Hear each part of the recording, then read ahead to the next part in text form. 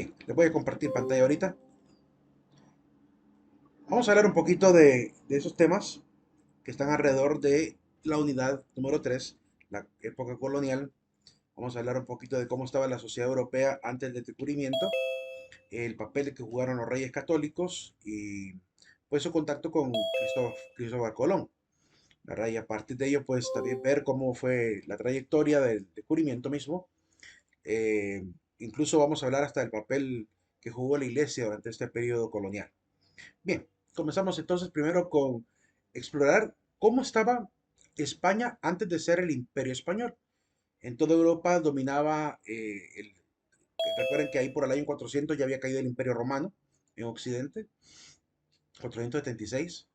Luego de esto, pues comenzaron muchas invasiones bárbaras, invasiones de los hunos, invasiones de los visigodos. eh, Se vuelve a fortalecer el imperio ahí por el año 800, en la época de Carlomagno.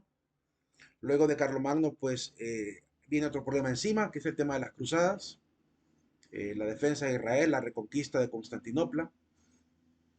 Eh, Después de ello, pues pasaremos al gran cisma de Occidente, de la Iglesia Católica y Ortodoxa. Luego de ello, pues vendrán las invasiones musulmanas. Desde el año 600 prácticamente empieza la Gran Égira, que es la expansión del pueblo musulmán. En ese momento, pues España básicamente era un sistema feudal, ¿verdad? Lo que tenían era el feudalismo que consistía básicamente en lo siguiente. Habían señores, ¿verdad? Con una serie de grandes latifundios, con grandes comarcas, eh, daban en alquiler fragmentos del terreno, los pequeños minifundios, a campesinos, de los cuales a su vez le hacían llegar al señor feudal una especie de tributo, ya sea en primicias y tardíamente hasta en moneda.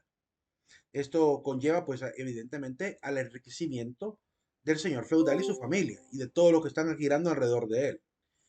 En ese momento, por tanto, la pirámide constaba de tres clases, tres grandes clases sociales que quiero mostrarles a continuación. En la planta más baja estaban los campesinos, que básicamente eran los servidores de la gleba, eran todos los pastores, leñadores, todos los artesanos y sirvientes y pequeños propietarios. En el segundo nivel estaban una categoría de nobles que abarcaba tanto a los militares, ¿verdad? A los marqueses, como también a la iglesia. En este caso, los nobles. Ahí estaban prácticamente los marqueses, condes, duques que iban apareciendo y que se repartían el territorio de acuerdo al señor feudal. En este caso, ya no sería un señor feudal, lo que se convierte básicamente en un sistema de reinados, con el enriquecimiento mismo. Y pues los caballeros también, que eran parte de la nobleza. Eh, Al lado pues estaba el clero, ¿verdad? Con los obispos sacerdotes, los que estaban al frente de las grandes abadías, abades y abadesas, los monjes, ¿verdad? Los frailes, que forman parte también de este segundo nivel de importancia social. Y en el tercer nivel pues estaba el rey con su familia. ¿A qué se dedicaba cada una de las clases sociales? Pues casi uno logra deducirlo, pero la mayoría de fuentes pues, presentan las siguientes actividades. En el caso de los nobles, vivían haciendo guerras, torneos, cacerías, ceremonias. Se dedicaban prácticamente a la parte política. Los monjes se dedicaban a la oración, al trabajo, al estudio, a la copia de los libros, al respaldo incluso y traducción de las obras de la antigüedad. Pasaban del griego, del árabe a la lengua latina para poder popularizar estas obras. Así que la iglesia se convierte en una protectora de la literatura en este momento. Vivían sujetos a una regla, a una disciplina o estatutos que el fundador de la orden había dejado, ¿verdad? O siguiendo una específica espiritualidad.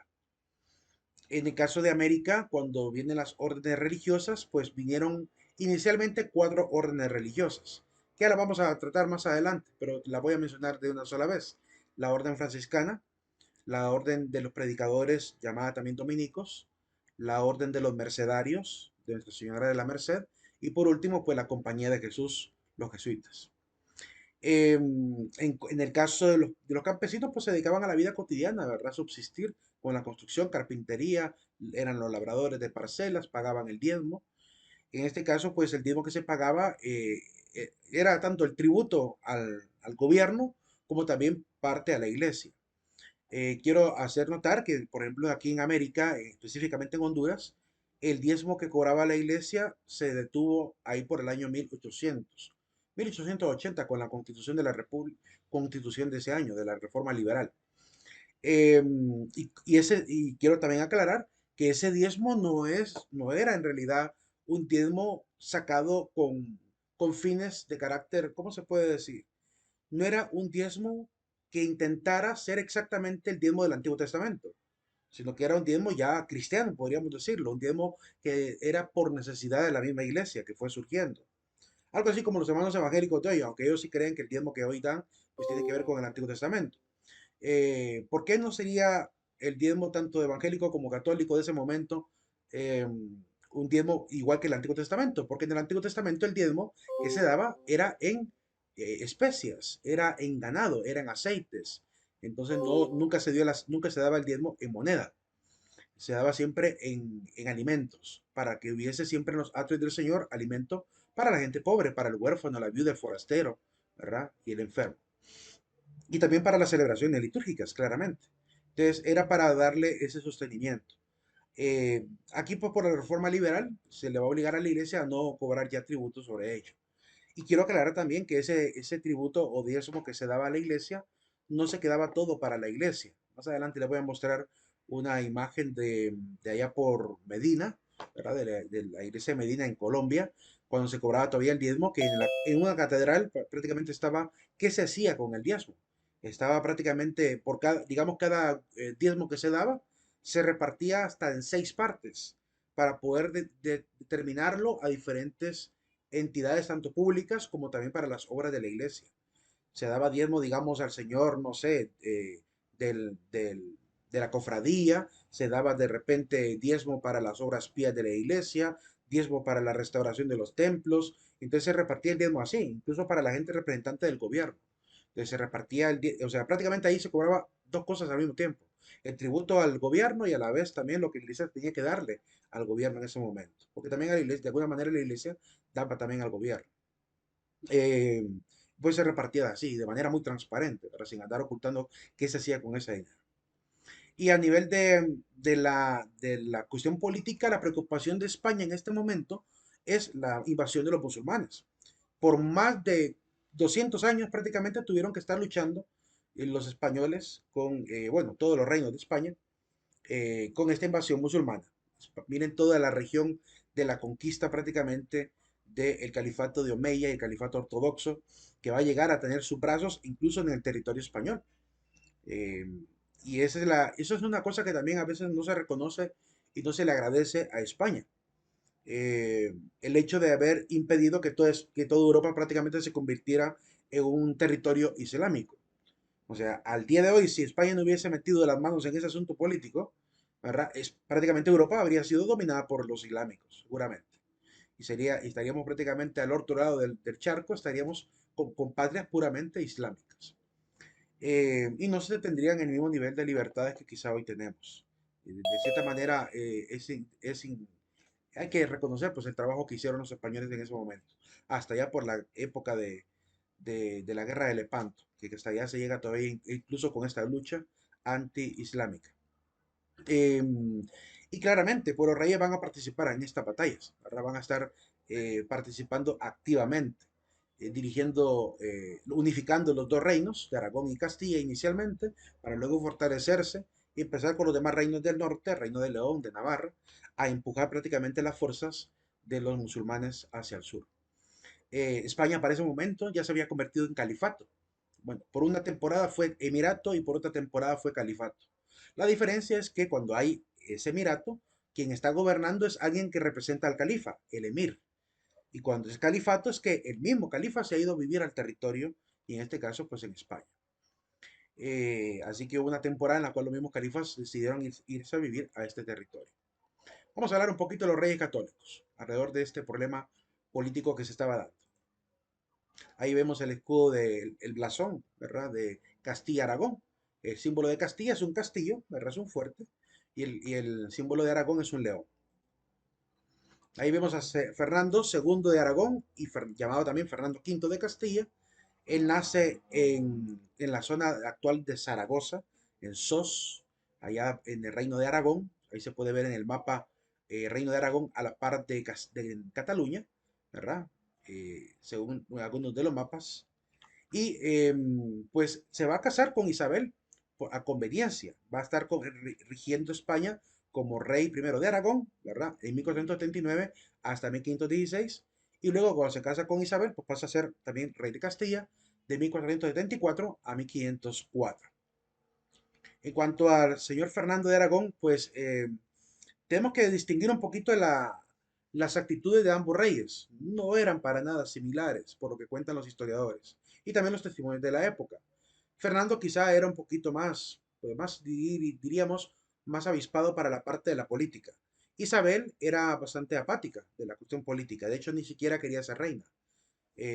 Va a tener que ser convencida con el mismo confesor le va a tener que estar ahí motivando a que acepte, ¿verdad?, el puesto de reina, porque realmente ella no quería, ella se contentaba con simplemente ser una princesa, como le había dado la misma naturaleza de haber nacido dentro de una cuna de nobles.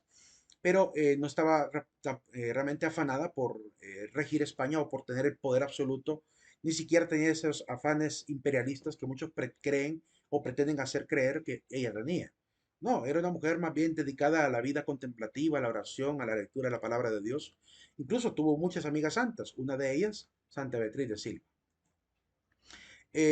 Ahí está Zaragoza, ¿verdad? Al norte queda prácticamente de Zaragoza el territorio de Sos, que se casó a los 17 años, ¿verdad? En 1469.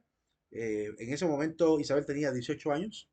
Reconquista España junto con Isabel, ¿verdad? Y posiblemente se dice que la muerte de él se debió al usar un ungüento junto con ponzoña de un pequeño insecto llamado Lica vesicatoria o cantárida.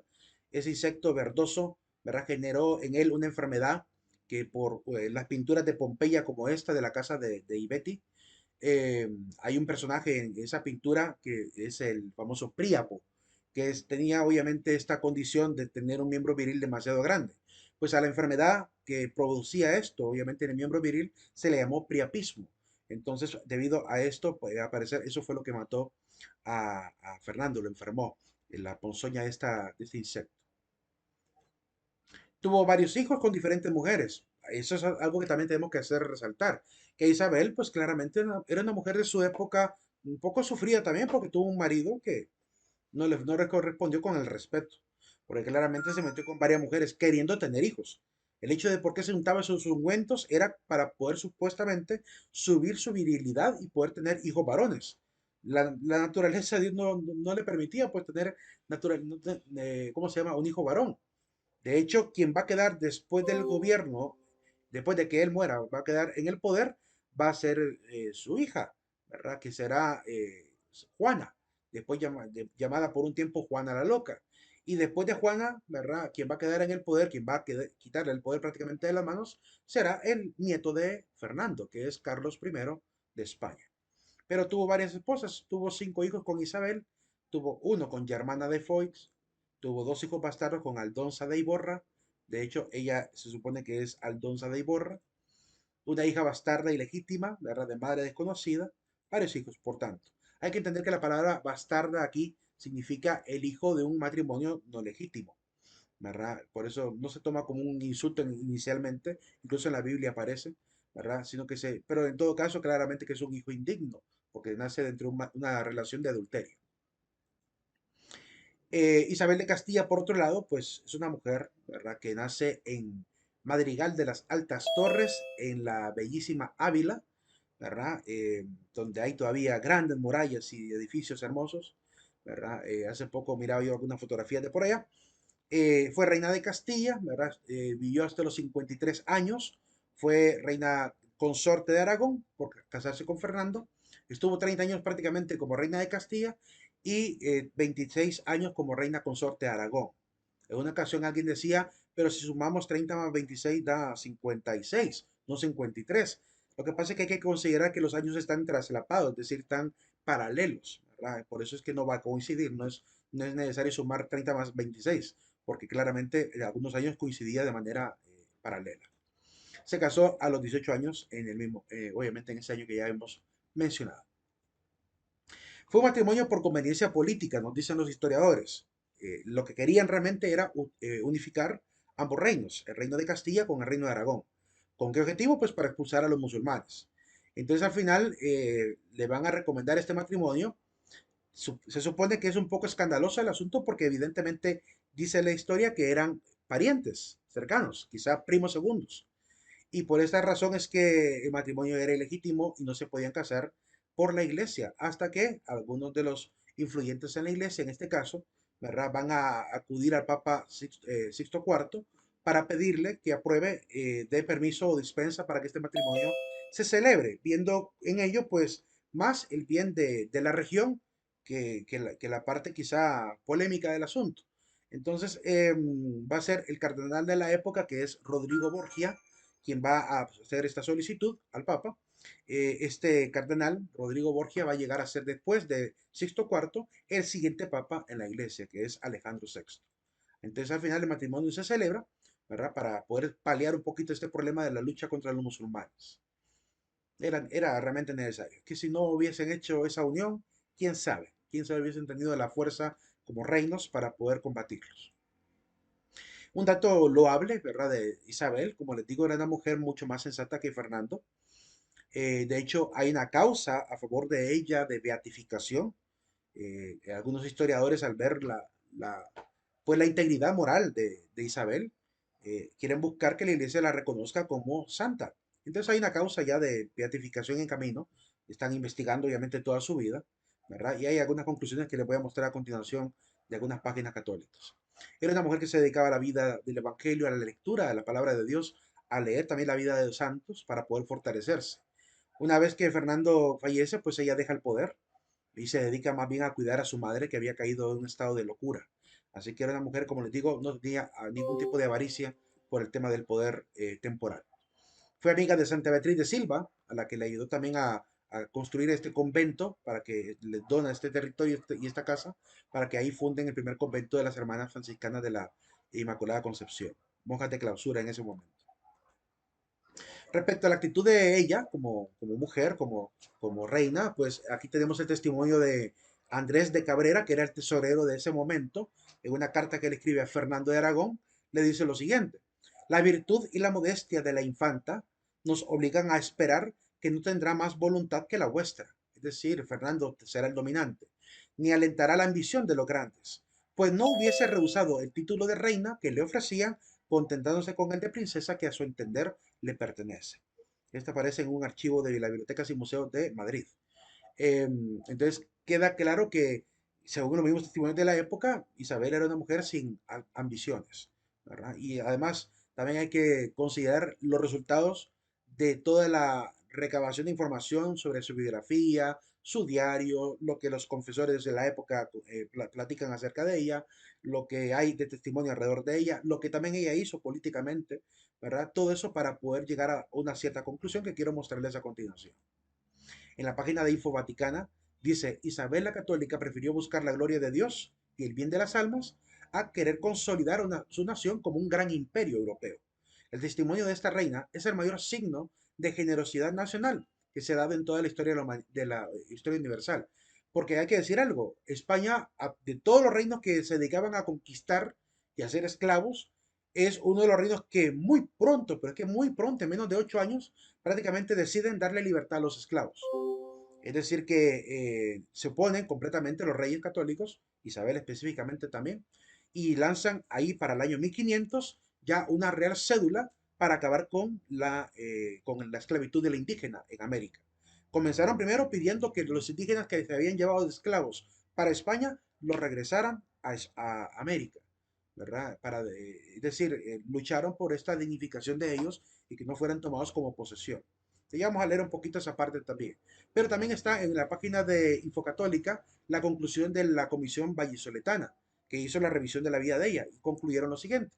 En conclusión, según la Comisión Histórica Vallisoletana, no parece encontrarse hecho alguno de la vida pública de la reina Isabel que pueda entenderse o apreciarse biográfica o históricamente como efecto de una consciente incorrección moral. Es decir, no hemos encontrado nada inmoral en ella.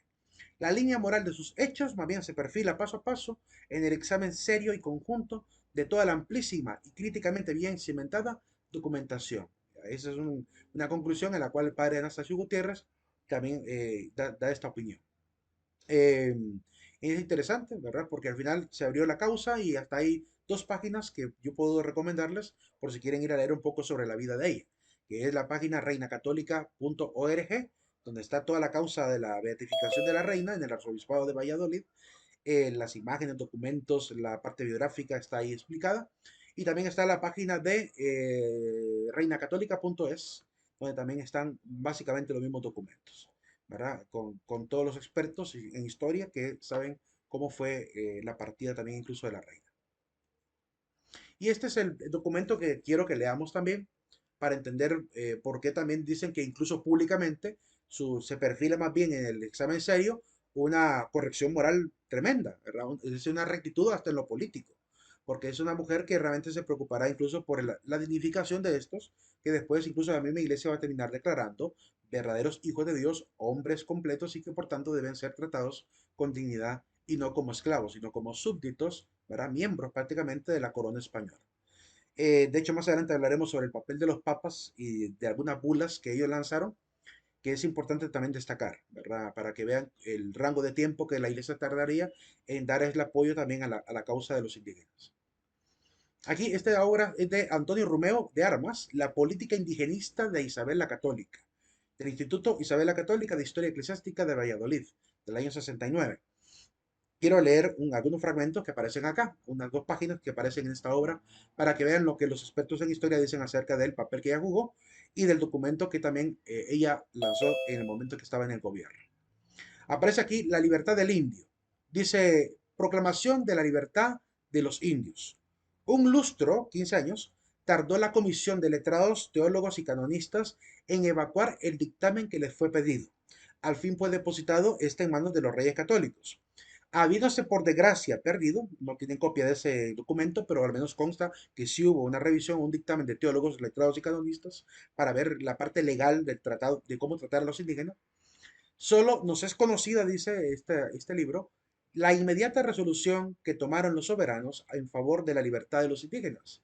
La cédula real dirigida al continuo Pedro Torres, con fecha del 20 de junio del año 1500, dice así: ya sabéis cómo por nuestro mandado tenedes en vuestro poder en secuestración, es decir, tienen ustedes secuestrados y en depósito algunos indios, de los que fueron traídos de las Indias y vendidos en esta ciudad y su arzobispado y otras partes de esta Andalucía, por mandato nuestro o por mandado nuestro de nuestro almirante de las Indias, los cuales ahora, ¿verdad? Les mandamos poner en libertad y hemos mandado al comendador Fray Francisco de Bobadilla que lo llevase en su poder a las dichas Indias. Es decir, vamos a regresarlos a América. Nada de esclavos de América aquí en España. Que los van a regresar a América y haga de ellos lo que les hemos mandado, que es ir a liberarlos y volver los hombres libres allá. Por ende, no, nosotros vamos, dice, nosotros le mandamos que luego de esta nuestra cédula, vieredes y lededes e entreguedes todos los dichos indios que así tenéis en vuestro poder, sin faltar de ellos ninguno, por inventario o ante escribano público, es decir, con papelito, ¿verdad? Contando cuántos son, ¿verdad? Ante un notario para que realmente quede claro que se regresaron a América. No se vayan a quedar por ahí perdidos. El ilustre historiador don Rafael Altamira no puede reprimir su emoción ante este trascendente paso. Fecha memorable, escribe Rafael Altamira, para el mundo entero, porque señala el primer reconocimiento del respeto debido a la dignidad y libertad de todos los hombres, por incultos y primitivos que sean. Principio que hasta entonces no se había proclamado en ninguna legislación del mundo entero, y mucho menos se había practicado en algún país. Así que España prácticamente puso el ejemplo, ¿verdad?, ante todos los gobiernos, conquistadores, invasores, descubridores, de cómo se debe tratar a la gente, aun cuando su cultura no sea igual que la nuestra. Eso es lo que ellos ponen de ejemplo. Del cumplimiento de la terminante orden de 1500 tenemos diversas noticias. Algunas noticias son las siguientes. Consta que los indios que tenía en depósito Pedro Torres eran 21. De estos indígenas, uno tuvo que permanecer en Sanlúcar de Barrameda a causa de enfermedad. Una niña, recuperada en libertad, manifestó su firme deseo de permanecer en la casa del vecino Diego Escobar para ser educada. Es decir, ella se quiso quedar por voluntad y la dejaron. Por tanto, fueron 19 los de este grupo que optaron por reintegrarse a la tierra nativa. En el 23 de junio del año 1500, Pedro Torres hizo entrega de los indios al mayordomo del arzobispo de Toledo por su mandado, salvo un mozo que lo depositó directamente en manos del pesquisidor Francisco de Bobadilla, que era el fraile que andaba ahí encomendado. La Real Cédula, antes citada, es un testimonio, entre muchos, de las que se debieron dirigir a distintas personas y lugares para la liberación de los indios esclavos.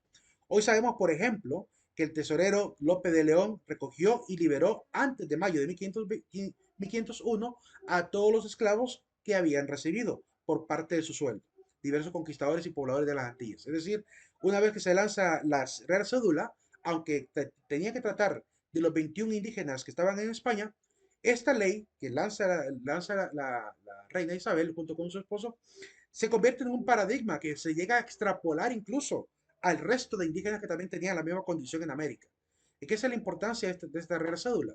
Que aunque no decía para toda América, se terminó interpretando a nivel legislativo que tenía que hacerse también con todos los demás casos que estuviesen en el territorio americano. Por eso ya para el año 1500 prácticamente se termina la esclavitud del indígena. Entonces, lo que contamos a veces en el himno nacional de que por 300 años vieron la esclavitud no es tan cierto, porque realmente en 8 años prácticamente ya se había acabado la esclavitud de la indígena hasta más o menos a mediados del 1510 aproximadamente. Aquí seguimos leyendo un poquito. Nuestra parte ya la ley. También hay que tomar en consideración este escrito de la Universidad de Pontificia de Comillas, de la autora Julia Menéndez Lada, en la clase de Historia del Derecho. Es una tesis, ¿verdad?, de la Facultad de Derecho, que se llama Los derechos de los indios americanos en el reinado de los reyes católicos. Lo que esta joven, ¿verdad?, maestrante, llegó a establecer y a encontrar en su investigación fue lo siguiente. Dice, esta fecha resulta de especial relevancia en el estudio de la protección de los derechos de los indígenas americanos, pues en palabras del autor González Fernández, aquella disposición fue luego ratificada y ampliada por otras. Como les digo, se extrapoló la ley de ese momento al resto del derecho del español, en la que se declaró hombres libres a todos los indios. Como expresó Romeo de Armas en su obra La política indigenista de Isabel la Católica, desde la Real Cédula del 20 de junio de 1500, los monarcas hispanos se convierten en celosos defensores de la libertad de los indios. Son reiteradas y muy explícitas las disposiciones legales decretando que los aborígenes fueran considerados como personas libres, vasallos de la corona de Castilla, es decir, ciudadanos del reino. Además, según Esteban Mira Caballos, en la mayoría de las capitulaciones firmadas a partir de ese momento, se prohibió enviar indígenas como esclavos a España. Entonces se acabó prácticamente el tráfico de esclavos a partir de esa Real Cédula de 1500. Por eso es importante ahondar un poquito en estos hechos, porque comúnmente seguimos repitiendo a veces lo que los paper mills dicen en Internet y nos olvidamos de que España era muy cuidadosa de su legislación y que quedan obviamente muchas fuentes que ratifican que realmente los reyes trataron de hacer siempre lo correcto, ¿verdad? Conforme al derecho, y un derecho cristiano, ¿verdad? Quitando obviamente la esclavitud, que realmente no era algo que ellos hubiesen ordenado. La esclavitud apareció en América porque los conquistadores tomaron la determinación de llevárselos, ¿verdad? Sin permiso de los reyes, queriendo con ello agradar a los reyes, pero los reyes al ver la situación dicen, no, nosotros no somos así, ¿verdad? Entonces van a parar la esclavitud como pudieron hacerlo con estas reales cédulas. Aquí podemos la primera audiencia de Cristóbal Colón o Cristóforo Colombo, ¿verdad? De Cristóbal, el 20 de enero del año 1486. Estamos hablando de 6 años antes de que pudiera zarpar. Eh, no fue fácil para Colón, ¿verdad?, poder llegar a los reyes. Se dice que fue a través del confesor de la reina que logró pedirle una audiencia a ella y a su esposo Fernando, así como logra él contactarlos y permitir que le dieran esa audiencia.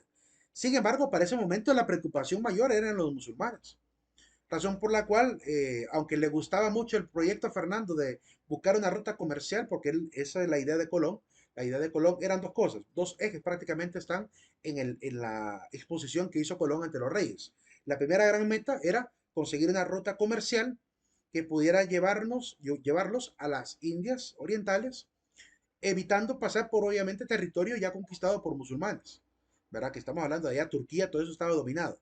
Entonces, para poder ir a la India era paso obligado, pasar de este lugar de Turquía, toda la parte de Israel, y pasar por a Siria hasta la parte de lo que llamaríamos hoy en día Irak, para llegar hasta la India. Era un tremendo trayecto donde podrían encontrar enemigos a cada momento. Y obviamente ellos querían comercializar con la India porque allá estaban las telas, aromas, ¿verdad? Alfombras y cosas por el estilo. Ya tenían experiencia, obviamente, del comercio que mantenían los árabes con ellos, quizás, ¿verdad? Y por eso la fama de Gran Khan de Oriente. Em, y el proyecto era, obviamente, hacer la ruta por el lado occidental, para darle la vuelta al globo e ir directamente a la India sin pasar por tierra musulmana. Al rey le interesa esa parte. Lo que a la reina le gusta más, dicen los historiadores, fue el hecho de la evangelización, que es el segundo eje. La segunda gran meta era llevar el evangelio, ¿verdad?, a todos los pueblos que no habían sido todavía convertidos a la fe cristiana. Eso es lo que a ella le gustaba más, la idea de empezar como pioneros de nueva evangelización al estilo de los apóstoles, ¿verdad? Que se fueron a tierras desconocidas a evangelizar a gente, ¿verdad? Como mandaba el evangelio. Entonces ahí podemos ver que prácticamente se gana el corazón de ambos en ese sentido. Pero Fernando le va a pedir a él que primero, el primer gran paso que tiene que hacer es ir donde los expertos del momento, específicamente a la Universidad de Salamanca, para exponer esa supuesta ruta comercial, para ver si era posible hacer esa navegación por ese lado y llegar a la India. Eso es lo que realmente tenía que poner él, tenía que demostrar él para que le pudieran dar el apoyo económico. Y Colón, pues obviamente obediente, hace eso. Ya volveremos a este punto. Quiero explicar algo de carácter lingüístico. A la España, la parte sur de España se le llamaba Al-Ándalus, ¿verdad? Dicen que incluso Andalucía, esa palabra viene de ese nombre. La palabra Al-Ándalus hace referencia a la tierra, land, la tierra que está más allá del Atlántico, ¿verdad? Así que ese es el nombre que le daban a la Hispania musulmana en ese momento. Como les dije, alrededor de 200 años prácticamente van a estar ahí viviendo como emiratos y del año 900 al año 1031 como califato. Entonces, estamos hablando prácticamente casi 300 a 400 años de invasión musulmana, ¿verdad? De dominio musulmán en esa parte. Cuando los reyes católicos unen el poder, miren, arriba estaba el condado de Castilla, estaba el condado de Navarra, no se miraba ni siquiera Aragón por ahí en el mapa este, ¿verdad? Después de la unión de los reyes, se van a fortalecer, harán sus primeras campañas de expulsión de musulmanes y ya, ¿cómo se llama? España se convertirá en una tierra con dos grandes reinos y una pequeña colita apenas de lo último que quedaba del imperio musulmán, de los reinos musulmanes. Aquí está la explicación que les hacía basada en el filólogo Joaquín Balbé Bermejo, que es el que explica que Al-Ándalus significa la ínsula o la tierra del Atlántico, ¿verdad? Ya que land significa tierra y Atlante significa Atlántico, ¿verdad? La tierra del Atlántico sería el nombre básicamente que le daban en lengua árabe a ese territorio. Esto es España, cuando ya van avanzando en territorio, se fortalece Castilla y Aragón como dos grandes regiones, grandes reinos, y solo quedaba esa pequeña colita del reino nazarí de Granada, donde todavía estaba viviendo uno de los califas, que era Boabdil, eh, o Muhammad XII creo que era. Bueno, Muhammad XII, llamado en España Boabdil. Eh, Vamos a hablar entonces un poquito de este detalle también de cómo es esa rendición de este, ¿cómo se llama? Califa y cómo es que los reyes van a recuperar prácticamente el poder. Ahí podemos ver 254 años, desde el año 1938 a 1492, 10 años de guerra, 20 sultanes viviendo prácticamente en ese reino, ¿verdad? Así que era un tremenda campaña militar la que había que hacer realmente para luchar contra ellos.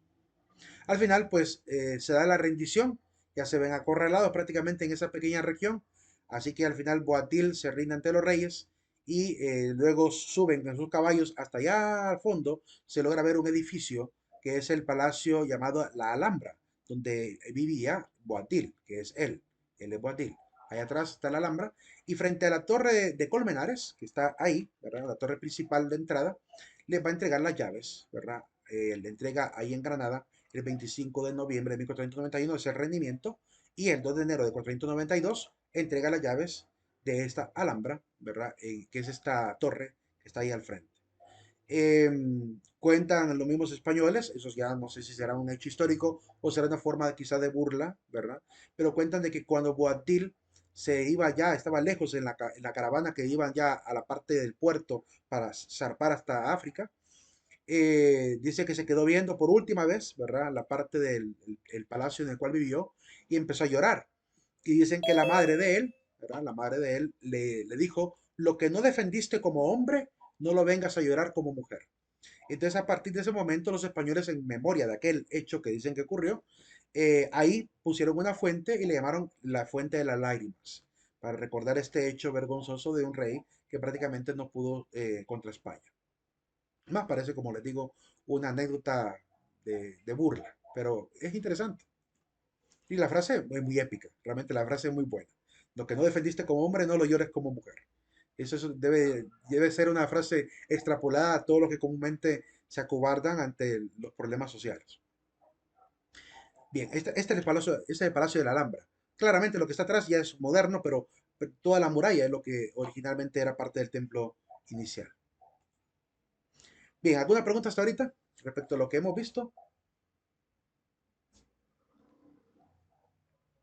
¿Alguna pregunta al respecto? ¿Todo claro hasta ahorita?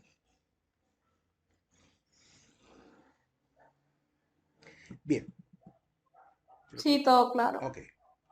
Am, Vamos a hablar de Cristóbal Colón. Cristóforo Colombo. El llamarle Cristóforo es por lo que les explicaba anteriormente, que él a veces firmaba Cristóferens, aquel portador de Cristo.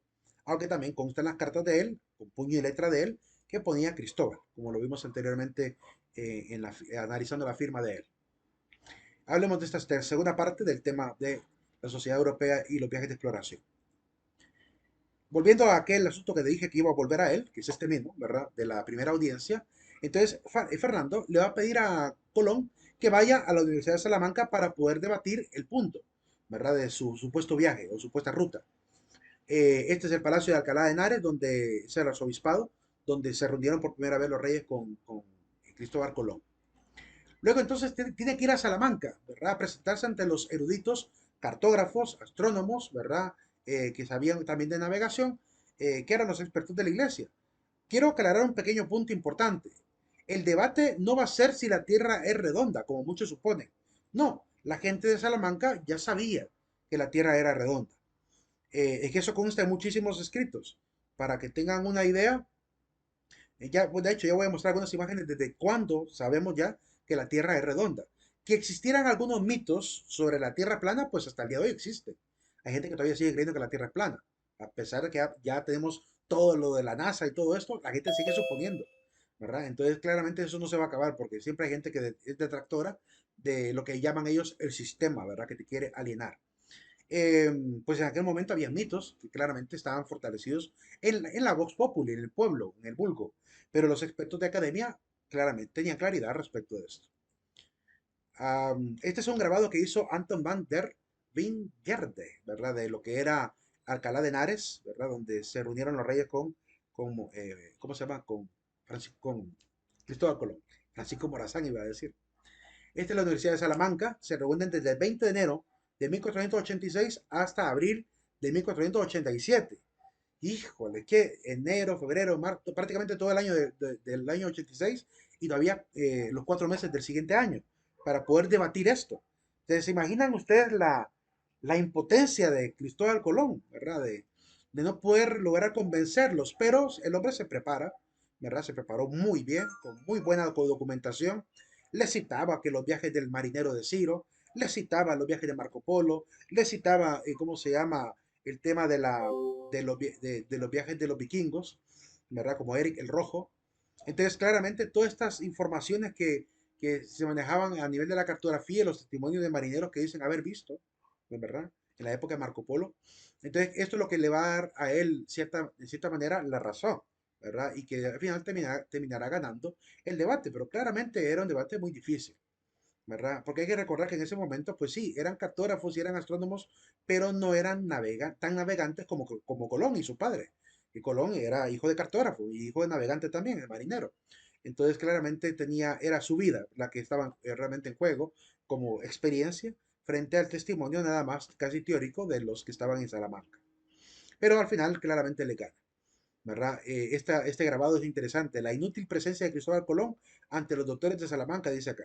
Colón ahí prácticamente con todo tirado en el suelo para explicarles, y los maestros de Salamanca pues los pintan como que estuvieran burlándose, incluso aparece alguien ahí haciéndole así detrás de Colón como diciéndole están loco, ¿verdad? Es que realmente el problema no tiene que ver, y esto es algo que es una mala interpretación de la historia, porque lo que realmente estaba en juego era, existe una ruta comercial, hay que probar entonces si es posible hacerlo.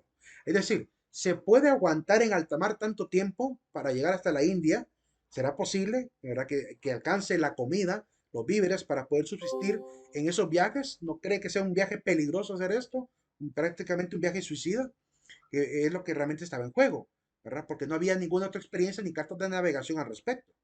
Entonces, solo estaba el testimonio de aquellos dicen que haber llegado a la famosa tierra del Labrador, como Eric el Rojo, o la gente que hablaba como Marco Polo de territorio más allá del Atlante. Pero no había claramente un mapa así que dijera, aquí está dibujada el territorio. No había nada. Entonces, era arriesgar la vida prácticamente. Y de hecho, quiero contarles que en el primer viaje de Cristóbal Colón, ese fue el principal problema. Llegaron al punto de desesperarse los que iban con Colón, porque el alimento se les estaba acabando. Llevaban casi 2 meses y medio en alta mar, ¿verdad? Navegando prácticamente, intentando llegar a la tierra firme y no había tierra por ningún lado. Entonces entraron en desesperación y casi hacen un complot contra Cristóbal Colón. Pero al final él les promete que en máximo una semana más logran llegar. Él estaba segurísimo que iba a poder llegar y de hecho logró llegar. ¿Verdad? ¿Cómo lo sabía? Solamente su idea de lo que él creía había contabilizado de distancias según lo que él había leído en los escritos anteriores, de cuántas leguas más o menos tardaría en llegar. Entonces él calculaba una semana. Pues por cuestión, diríamos, de coincidencia, pues llegó y se detuvo el complot. Pero en cierta manera, pues sí, era un viaje peligroso. Estamos hablando de que para llegar desde España hasta acá eran aproximadamente de 3 a 4 meses de viaje. Y en esos 3 a 4 meses de viaje, cualquier cosa podría pasar. O se enfermaban, o les daba algún tipo de peste, ¿verdad? O naufragaban. De hecho, naufragó Colón en algunas ocasiones. Em, Cualquier cosa podía pasar, así que no era, era una proeza tremendamente valiente la que había que hacer, ¿verdad? Por eso es que la corona, cuando le colabora con hombres a Colón, le da a aquellos hombres que eran, ¿cómo se llama? Hombres de mal vivir, ¿verdad? Reos, que para darles la amnistía, ¿verdad? Prácticamente los dan como ayudantes de Colón, pero eran hombres que eran suficientemente valientes y arriesgados para poder quizás lograr ese cometido, ¿verdad? Hombres débiles no habrían podido sobrevivir con Colón, seguramente. Había un terrible temor en ese momento, claramente había muchas leyendas. Ya mencionaré más adelante en las consecuencias del descubrimiento cuáles serían esas leyendas que se acabaron. Pero una de las más sonadas era esta, la del confín de la Tierra. La leyenda de que la Tierra se acababa a cierto punto y los barcos se perdían. Porque de hecho muchas embarcaciones salían, arriesgaban salir de alta mar y nunca más regresaban. Entonces esto llevaba más a creer que realmente existía este famoso confín de la Tierra, que se tragaba los barcos prácticamente o los tiraba de la planicie de este globo, mejor dicho, de esta tierra plana, como se creía en aquel momento. La idea de la tierra plana era algo que solo estaba en la mente, digamos, allá de la India. En la India creían que la tierra tenía esta forma, que estaba cimentada sobre 3 elefantes y una tortuga, quizá para explicar un poco mitológicamente los movimientos lentos de la tierra y las sacudidas de la tierra. ¿Verdad? La tortuga haría los movimientos lentos y los elefantes las grandes sacudidas. Hay muchos mapas de la época intentando dibujar incluso la Tierra misma ya descubierta como si fuera un plano, ¿verdad? Entre 1700 a 1800 aparecen muchos maestros, incluido el doctor Ferguson, que hizo un mapa mundi que también era más o menos como este, ¿verdad? Hasta el día de hoy hay gente que cree que este es el mapa de la Tierra. Todavía hay gente ahí, yo he visto gente en TikTok debatiendo esto, ¿verdad? Que están intentando decir que la Tierra es plana, que hay una gran muralla de hielo y que nos han hecho creer que realmente la Tierra es redonda, ¿verdad? Y sobre todo con el aporte de algunos del pasado que hicieron mapas muy interesantes, muy épicos, diríamos, muy bonitos, pero que hacen volar la imaginación, pues con mayor razón hay gente todavía terraplanista. Esta es la cosmovisión, por ejemplo, del judío. El judío creía que la tierra era también una forma de territorio, ¿verdad? Rodeado de una cúpula celeste y debajo la cúpula de los mares, ¿verdad? Incluso incluido en el inframundo, en la parte más baja, o el llamado Sheol. Y este es el mapa de Ferguson, del el profesor Orlando Ferguson, que en el año 1893 hizo un mapa intentando representar cómo es que giraba el Sol y la Luna alrededor de América, de la Tierra prácticamente, en época posterior. Entonces, esto ha ido generando pues la idea de que realmente la Tierra es plana, aún en la gente que a pesar de todo lo que hizo Colón, a pesar de los viajes de exploración, a pesar de tanta tecnología que tenemos, pues siguen dudando de lo que se sabe. Pero todos en aquel momento, específicamente la historia de Colón, pensaban así, pues no, por lo que les decía de que hay testimonios desde la antigüedad que ponían en duda la tierra plana y más bien aprobaban la tierra redonda. Por ejemplo, el caso de Anaximandro, que fue el primero en hacer un mapa y el mapa que hizo es de una tierra rodeada de agua, ¿verdad? Con los continentes conocidos en aquel momento, Europa, Libia, Asia, ¿verdad? Que eran los continentes que conocían, Asia Menor, ¿verdad? Libia y Europa, em, y que realmente intentaba dar la forma redonda, ¿verdad? De la Tierra. Cualquiera diría, es que lo dibujó desde arriba, bien, como viendo desde arriba. No, porque para él prácticamente el norte era el norte, el sur era el sur, estaba prácticamente en pie esa especie de esfera. Lo que pasa es que para ese momento dibujar una esfera complicado, porque la idea de la profundidad y la sombra en el dibujo aparece hasta la época del Renacimiento. Así que aunque él hubiese querido dibujar una esfera, no había manera de darle esas técnicas que hoy tenemos para darle esa apariencia tridimensional. Por otro lado, también en la Edad Media, muchos musulmanes dibujaban la tierra de esta manera, con el cielo arriba, cielo abajo, ¿verdad? El agua rodeando y los territorios conocidos de aquel momento. Miren que incluso colocaban en una montaña fría, ¿verdad? La famosa Arca de Noé. Está colocada ahí arriba, miren, donde queda actualmente Turquía, en el monte Ararat, ¿verdad? Es decir, lo trataban de ubicar incluso el lugar de la llegada o encallamiento de la barca de Noé. Pero lo interesante es la parte de la redondez que le daba. También hay que saber, hay que decir que los griegos ya sabían que la Tierra genera una sombra redonda en la Luna, cuando hay eclipse de Tierra, diríamos, en este caso. No sería eclipse lunar, sino que eclipse en la Luna. Y la única forma en que realmente un cuerpo pueda dar una sombra redonda es si la Tierra fuera completamente redonda, porque claramente se nota incluso el cono de penumbra. Se nota que hay una parte oscura y una parte más difuminada en la orilla de esa redondez. Entonces, eso es lo que ellos iban notando y por lo cual la idea de la redondez estaba más que demostrada en ese momento. Termino con lo siguiente. Si hubiese sido completamente plana, pero en pie, la sombra sería completamente oscura y no se miraría la forma de la redondez. No habría cono de penumbra.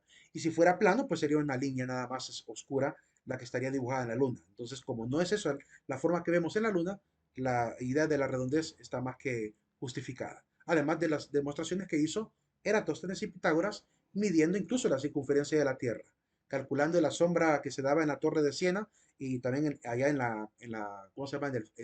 Quizá por algún obelisco de Alejandría, hicieron la medición de la sombra, daba con diferencia 7.2 grados de diferencia, que la única manera para que una sombra al mismo tiempo, el mismo día, diera diferente grado de sombra, es que hubiese una especie de curvatura entre una columna y la otra. Eso es lo que a ellos les da la confianza de saber que la Tierra era redonda. Ahí nos quedamos. Vamos al aula virtual para colocar el presente. No olviden colocar ahí su presente y darle guardar. No hay contraseña al final. Pasen un excelente día, jóvenes. Feliz tarde, Lick. Feliz tarde.